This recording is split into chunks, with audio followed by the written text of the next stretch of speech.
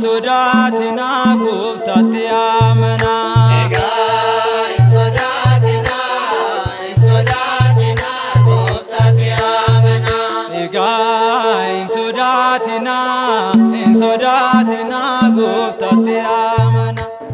Mana Kiristiyaanaa keenya bakka garaagaraatti gubatee fi uummata Kiristiyaanaa keenyarraa miidhaa ga'e hundumaa maqaa waldaa duukaa gaddanutti dhaga'ame ibsuun barbaada.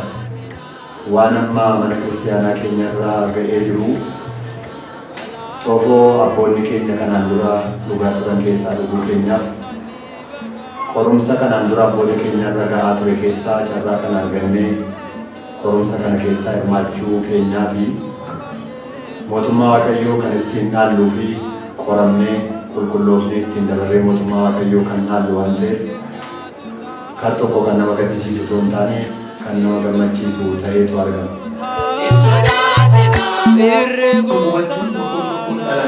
Amantaa sagantisee gaafa miliyoonaan lakkaa'amu amantaa sagantisee namni bahu namuuyyuu hin dubbanne manni kiristaanaa baddee jedhes namuu hin dubbanne har'a garuu gaafa hubachuun mana kiristaanaa dhaga'amu addunyaan hundi akka waan hubateetti namoonni caalatti dubbatanii.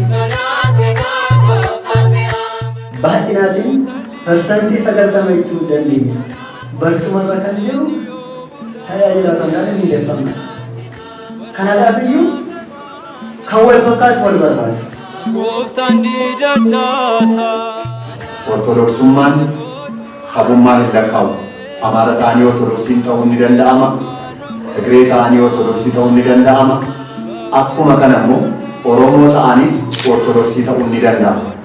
Garuu namoonni baay'een Oromoo ta'anii Ortodoksii ta'uun hin danda'amu kan jedhan jiru.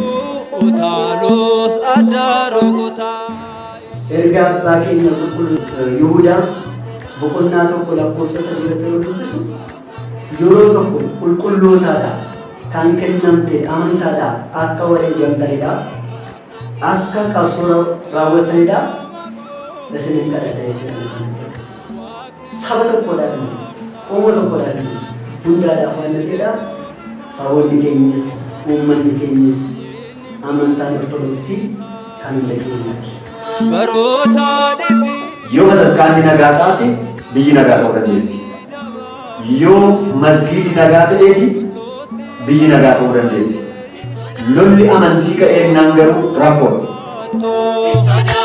Gargaarsa manneen kiristaanaa gubatan kana taasisuu irratti yeroo dhiyoo keessatti deemsa hafuuraa qopheessuudhaan kallattii garaagaraatiin gargaarsa meeshaalee ta'uu danda'a, meeshaalee qulqullaa'oo ta'uu danda'a, gargaarsa uffata kiristaanota ari'atamanii ta'uu danda'a.